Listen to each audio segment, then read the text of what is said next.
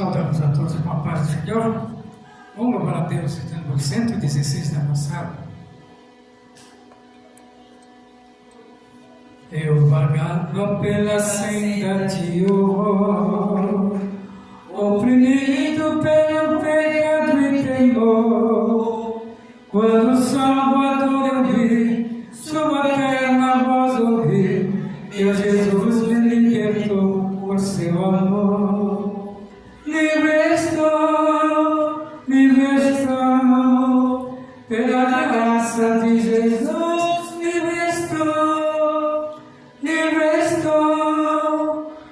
estou, aleluia, pela fé, livre estou. Eu vagava pela senda de horror, não pensando no amor do Salvador. Eu vagava sem ter luz, longe do Senhor Jesus, mas de canto hoje canto a Deus louvor. Livre estou, pela graça de Jesus, livre estou,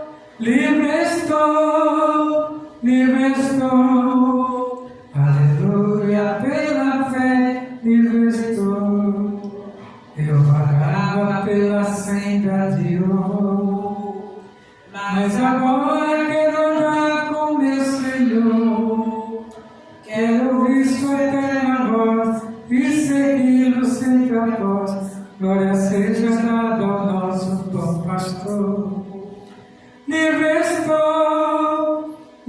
estou, pela graça de Jesus, livre estou, aleluia, pela fé, livre estou. Graças a Deus, que nos dá a vitória com o nosso Senhor e Salvador Jesus Cristo. Vamos estar na lição de número 7, que tem por título As Natureza Humana e Divina de Jesus. O textual diz: dos quais somos pais e dos quais é Cristo, segundo a carne, o qual é sobre todos Deus bendito eternamente. Amém. A verdade prática nos diz: Jesus é o eterno e verdadeiro Deus e ao mesmo tempo o verdadeiro homem.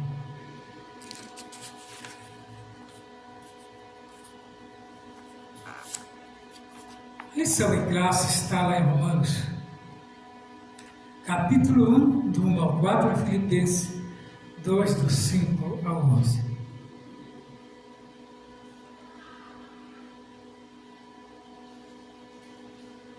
Nós vemos que a lição desta semana ela tem proposta de reafirmar as naturezas divina e humana de Jesus e ao mesmo tempo mostrar as principais heresias contrárias ao ensino doutrinário da natureza cristológica e nestorianismo e o monofisismo. Em seguida, a lição apresenta uma perspectiva atual em que essas heresias se apresentam com uma aparência moderna.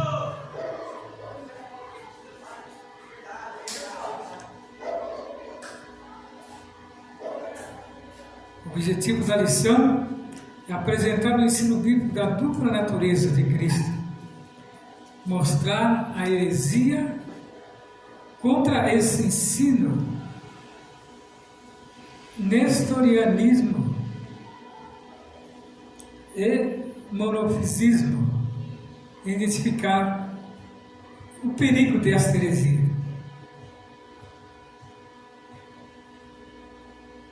Tem uma motivação, por mais que se multiplique as ideias e pensamento a respeito de Jesus, o lugar mais seguro, a fonte mais saudável para ser conhecido o Senhor Jesus, são as Sagradas Escrituras. Então nós observamos que pode-se ler livros escritos por homens, mas não dá definição como a Bíblia dá do próprio Jesus. Difícil é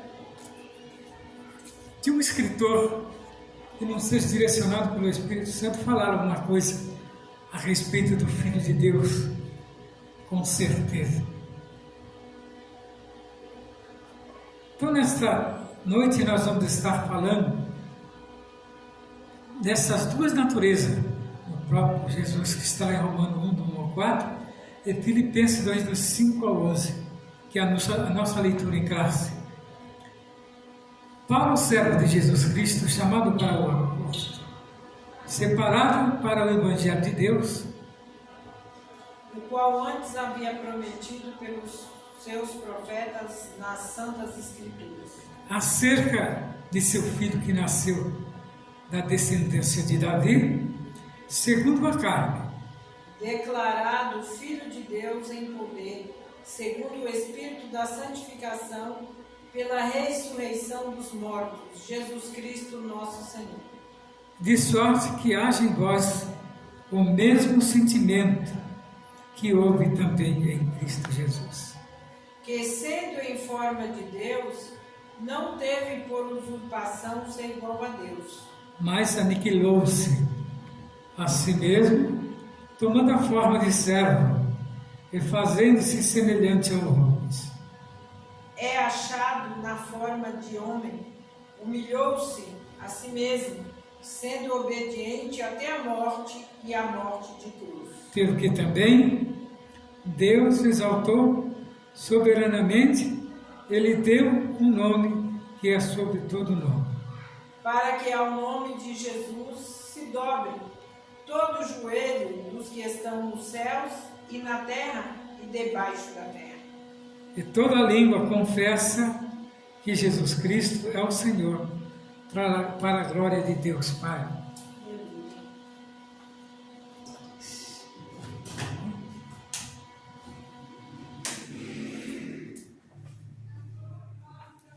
Então observamos que foi estabelecida definitivamente a cristologia no Concílio de Nicéia, em 325, a Trindade em Constantinopla, em 381, surgem novas especulações teológicas em torno da natureza de Cristo, humana e divina. Esta controvérsia dera origem a concílios da Calcedônia, em 451, hoje um bairro de Istambul, na Turquia. A presente lição é sobre o nestorianismo e o monofisismo, dois pensamentos considerados heréticos no concílio de Calcedônia. Nós vemos aqui que tentaram de todas as maneiras desacreditar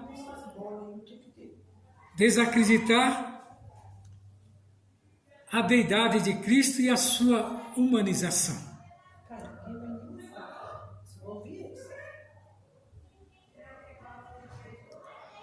Mas o microfone está ruim. Ah, mas é melhor, pelo menos lá na rua. Já que quer fazer bagunça, vai ouvir. Tem que pôr bem alto para eles ouvirem. Eu quero ver se eles vão querer ficar ali. É maravilhoso, evangelista. Isso me ajuda. Vão ficar ouvindo o que eles estão falando? Não quero.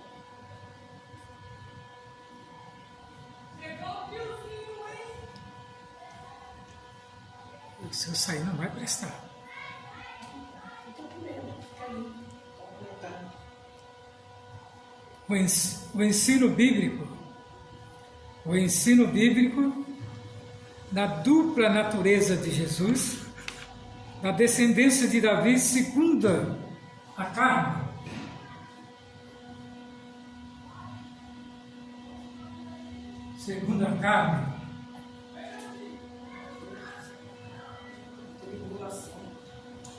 O apóstolo está se referindo aos ancestrais de Jesus, e ele veio de uma família humana de carne e osso, que vivia entre o povo de Israel. A sua linhagem está registrada na introdução do Evangelho de Mateus. No capítulo 3 de Lucas, Jesus foi concebido no ventre de Maria, uma virgem de Israel, pelo Espírito Santo, declarado Filho de Deus em poder. Essa expressão indica a divindade de Jesus. Isso é reforçado logo em seguida pela palavra Jesus Cristo, nosso Senhor. Mais adiante, o apóstolo Paulo, ao descrever os privilégios que Deus concedeu a Israel, como a adoção de um filho, e a glória, e os conceitos, e a lei, e o culto, e as promessas. O apóstolo concluiu: dos quais são os pais, e dos quais é Cristo segundo a carne, o qual, sobre todos, Deus bendito eternamente. Amém. Então observamos que Jesus é uma obra divina, diretamente vinda por Deus. Um dos antigos hinos cristológicos está lá em Filipenses 3, do 5 ao 6.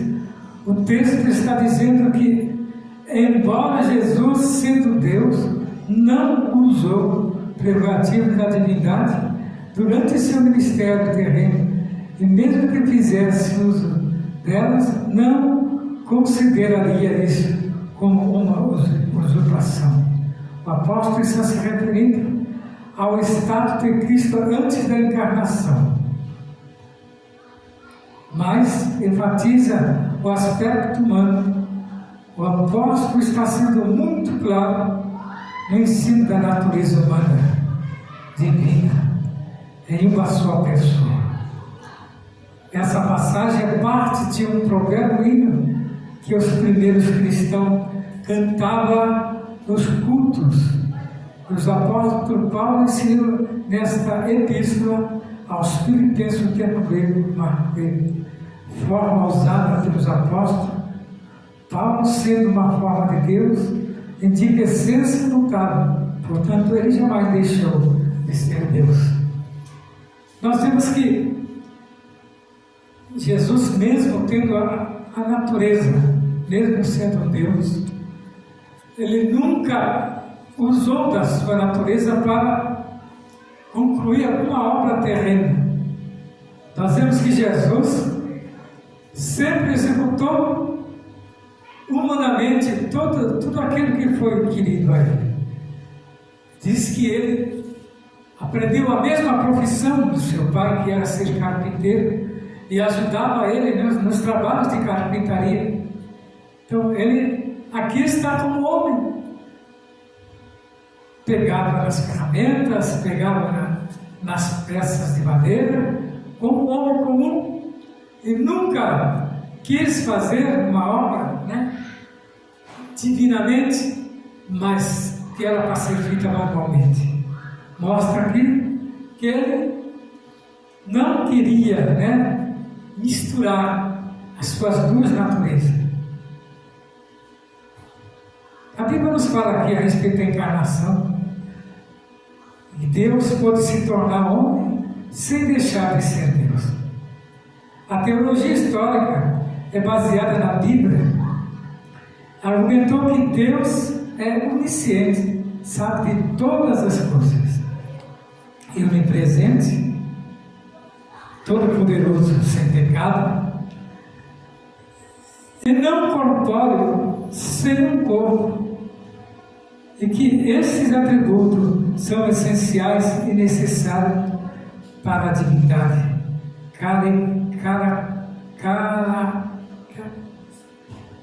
caracteristicamente. os seres humanos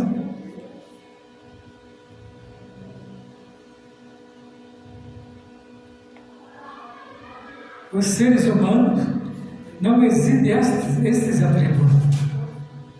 Assim sendo, como pode Jesus ser simultaneamente e plenamente divino? É plenamente humano, seguindo esta linha de raciocínio. Alguns atacaram a doutrina da encarnação, tentando afirmar que ela é ilógica, é contraditória.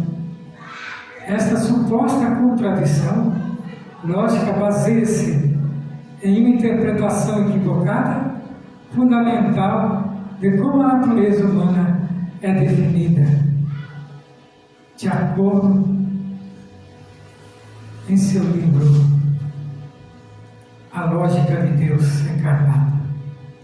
O entendimento histórico da encarnação expressa a crença de que Jesus Cristo é plenamente Deus. Isto é, Ele possui todas as propriedades essenciais de Deus. Jesus Cristo é também plenamente humano. Isto é, Ele possui todas as propriedades essencialmente humanas. O que nós entendemos por isso? Que mesmo tendo essas duas naturezas, Jesus não quis ser comparado a Deus.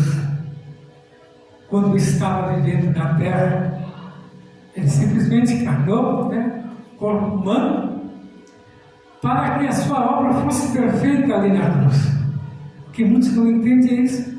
Seitas surgiram de todas as maneiras, tentando descredenciar as suas naturezas.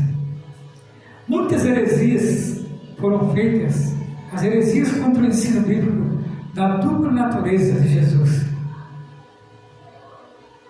Tem um filósofo chamado Nestório. Ele foi bispo de Constantinopla entre 428 e 431. Nestório discordava do título dado a Maria, defendido por Cirilo de Alexandria. Chamava de Maria, Mãe de Deus. Em grego, Theotokos, literalmente, portadora de Deus. Ele sugeriu a receptora de Deus, ou Criptokos, a mãe de Cristo. Sim, Maria é a mãe de Jesus, humano.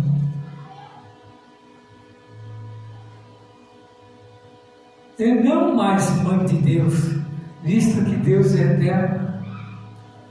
A expressão adotada por Cristo era uma contradição em si mesmo, embora a posição de Nestório fosse bíblica e teologicamente correta. A popularidade do termo Mãe de Deus e de Cristo impediu o êxito do termo e da explicação de Nestório. A preocupação dele era menos com a mariolatria e mais com as ideias de arianismo. Nestorianismo, Nestório defendia a formação dos pais nicênicos, dividido de Cristo, e a humanidade defendida no credo niceno. Constantinopla, em 381, segundo o pensamento nestoriano, as duas naturezas de Cristo, a humana e a divina, eram duas pessoas. Essa foi a acusação contra ele. A ilustração nestoriana era a comparação de marido e mulher serem uma só carne. Essa alegada afirmação nestoriana foi considerada heresia pelo Concílio de Éfeso em 431, e ele foi condenado por esse concílio, que o declarou herege, o imperador o exaltou. Vemos que muitos muitos segmentos levantaram no intuito de descredenciar a própria Bíblia, a própria Palavra de Deus. Mas nós observamos que os apóstolos e aqueles que defendiam não temiam perder a sua própria vida em simplesmente trazer a verdade. E através da verdade, o Evangelho se propagou em todo o mundo antigo, através dos apóstolos, que corajosamente não tinham medo de perder a vida. O que vem a ser o monofisismo? O termo vem de duas palavras gregas: monos, único,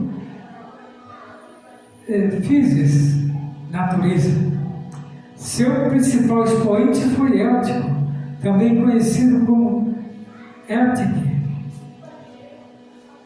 Essa doutrina afirma que duas naturezas de Cristo são fundidas em uma só natureza, amalgamada no sentido de amalgamar, não a de unir. Não se trata de união, mas sim de fusão, e assim seria uma só natureza híbrida, nem totalmente Deus, nem totalmente homem. Essa doutrina foi condenada no Concílio de Calcedônia em 451. Veja então que eles tentavam de todas as maneiras difundir, ideias errôneas, mas os discípulos e os principais da igreja da época não admitiam e iam, formavam as suas ideias e defendiam com as suas próprias vidas. Então a ilustração no bronze é uma linha de cobre e estanho, de modo que nem é cobre nem estanho, mas outro metal. Quanto à cor verde, é uma mistura das cores azul e amarela. E assim como o bronze não é cobre nem estanho, e o verde não é azul nem amarelo, da mesma forma, de acordo com Éltico, a natureza de Cristo não são divina nem humana. Resposta bíblica: segundo a Bíblia, o Senhor Jesus é perfeito quanto na divindade e perfeito quanto na humanidade. Esse é o sentido deles tentar desclassificar. Estamos vendo nos dias de hoje eles trazendo as histórias também lá do passado para confundir. Mas nós que defendemos a Bíblia não podemos nos calar diante desses hereges que muitas vezes surgem com ideias errôneas, tentando nos confundir. Mas a palavra de Deus, ela é fiel e ela é verdadeira. O escritor aos Hebreus nos diz o poder que tem esta palavra. Lá 4:12 de Hebreus nos mostra a profundidade em que a palavra entra, que ela vai até a divisão da alma e do espírito. Somente ela pode, a palavra pode transformar o mais vil pecador.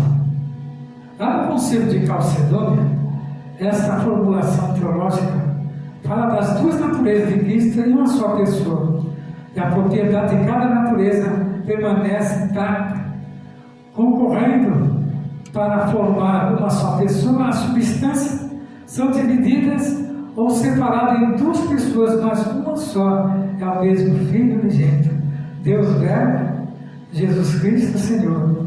A encarnação do Verbo não é uma conversão ou transmutação de Deus em homem, e nem de homem em Deus. A distinção é precisa entre natureza e pessoa, diz o documento. A união dessas duas naturezas é permanentemente como resultado da encarnação. O documento é uma interpretação precisa da Escritura. Homens sábios, dirigidos pelo Espírito de Deus, trouxeram a tradução ao qual veio transmitir o que era a verdade. Então, a palavra de Deus, ela é fiel e verdadeira, e ela adentra dentro do coração do homem, mudando-lhe a visão, muitas das vezes sendo terrena, ele passa agora, quando passa a acreditar na Bíblia, começa a ter uma outra visão, que é a visão que vem dos céus, né? A visão de que todo homem um dia irá morar no céu, mas primeiro tem que se encontrar com Jesus. O nestorianismo e o monofisismo são duas heresias contrárias ao ensino bíblico da dupla natureza de Jesus. O nestorianismo é a doutrina que ensinava a existência de duas pessoas separadas no mesmo Cristo, uma humana e uma divina, em vez de duas naturezas, em uma só pessoa, Nestor ou Nestor, como aparece em duas pessoas, nasceu em Antioquia e ali tornou-se um pregador popular em sua cidade natal. Então dizia que Jesus tinha dois poderes, tanto como humano como divino. As naturezas se separavam. E não é bem isso. Jesus sempre foi Deus e foi homem ao mesmo tempo, mas ele não usurpou ser igual a Deus.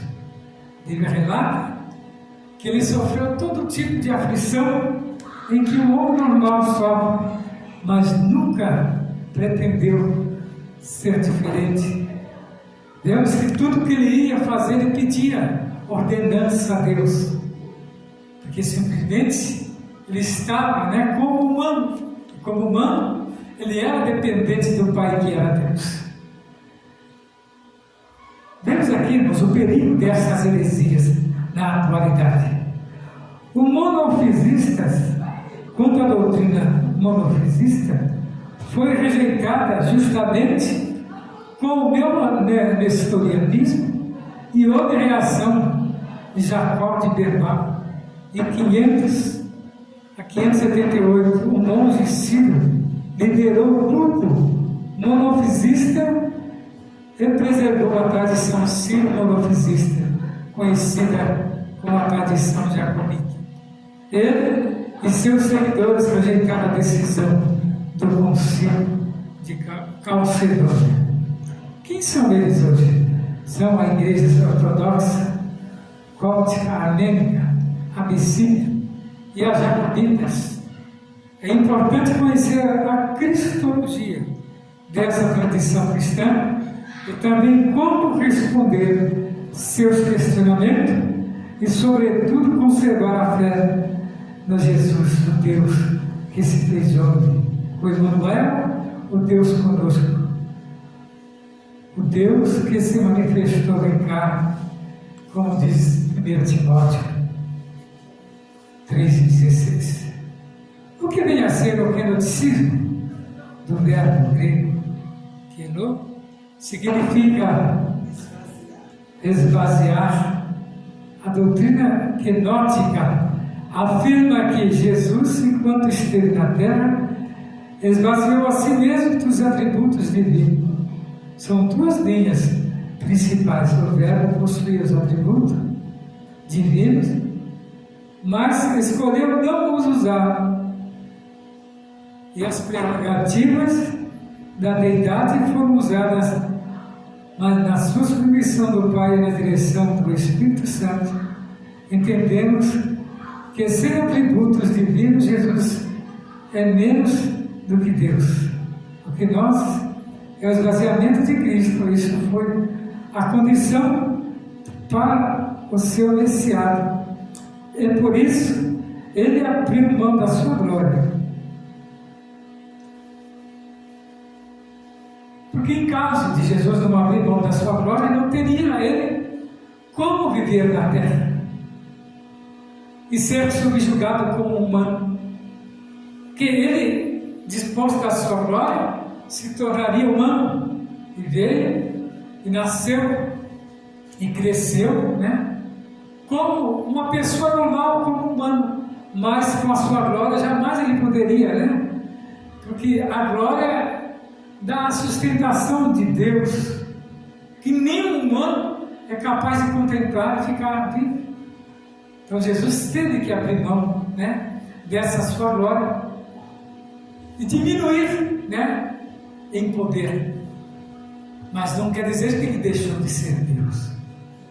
Que ao vencer a morte ali na cruz do Calvário, quando ele foi sepultado, ele pegou de volta novamente, né, aquilo que ele havia abrido mão em prol de nós. E hoje ele está à destra de Deus velando para que essa palavra se cumpra. E o que vinha a ser? A mariolatria. O catolicismo romano adotou o termo Mãe de Deus de Cirilo, ou seja, um pensamento antibíblico que se desenvolveu numa teologia e permanece até hoje por conta da sua popularidade.